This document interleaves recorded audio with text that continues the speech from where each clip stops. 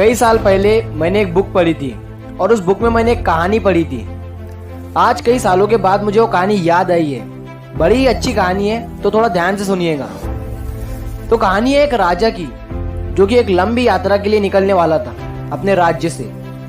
तो सारे गांव वाले उसे छोड़ने आते हैं पानी के जहाज तक। तो राजा जैसे ही पानी के जहाज पर चढ़ता है तो उसके गांव का एक आदमी उसके पास आता है और उससे कहता है कि राजा साहब, जब आप जंगल से होते हुए जाएंगे तो आपको जंगल में 2 फुट का आदमी मिलेगा और वो आपको लड़ने के लिए चैलेंज करेगा, तो उसे जान से खत्म किए बिना आपने आगे मत बढ़ना। तो राजा साहब उस आदमी की बात मानकर यात्रा के लिए निकल जाते हैं। 2 दिन के बाद राजा जंगल में पहुंचता है। वो जैसे ही जंगल में पहुंचता है तो उस आदमी ने जिस तरह कहा था उसे 2 फुट का आदमी मिला और उसने राजा को लड़ने के लिए चैलेंज किया।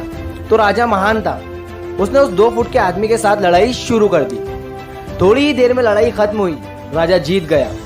लेकिन जब उस 2 फुट के आदमी को जान से मारने की बारी आई तो राजा ने कहा कि इस 2 फुट के आदमी को जान से मारने में कैसी महानता। राजा उस 2 फुट के आदमी को जिंदा छोड़कर आगे बढ़ गया। 2 दिन बीते, वो आदमी फिर राजा के सामने आया, लेकिन तब वो 2 फुट का था, अब वो 4 फुट का हो। उसने फिर से राजा को लड़ने के लिए चैलेंज किया। राजा ने चैलेंज एक्सेप्ट किया। लड़ाई खत्म हुई, राजा फिर जीत गया। लेकिन इस बार भी राजा ने उसे ये कहकर जिंदा छोड़ दिया कि इस आदमी को जान से मारने में कैसी महानता। 2 दिन बीते, वो आदमी फिर से राजा के सामने आया, लेकिन तब वो 4 फुट का था, अब वो 6 फुट का हो गया। उसने फिर से राजा को लड़ने के लिए चैलेंज किया। फिर लड़ाई शुरू हुई, फिर राजा जीत गया।